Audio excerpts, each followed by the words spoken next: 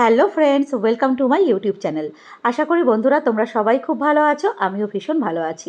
আজকে সকালবেলা ঘুম থেকে উঠে ফ্রেশ হয়ে নিয়েই চলে গেলাম রান্নাঘরে ব্রেকফাস্ট বানানোর জন্য।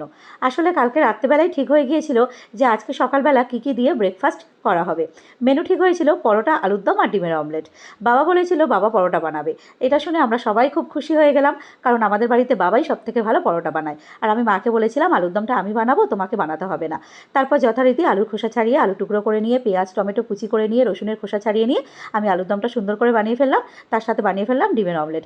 এই যে বন্ধুরা, ডিমের অমলেট, আলুর দম, পরোটা একেবারেই রেডি হয়ে গিয়েছে। তারপরে একেবারে আমি আর বাবা দুজনে রেডি হয়ে চলে গেলাম স্টাইল বাজারে বাবাকে একটু শপিং করানোর জন্য। তারপরে স্টাইল বাজার ভালো মতো ঘুরে ঘুরে দেখছিলাম বাবার কী কী জিনিস পছন্দ হয় একটু দেখলাম। তারপরে বাবাকে শেষমেশ একটা সাদা শার্ট পছন্দ করাতে পারলাম।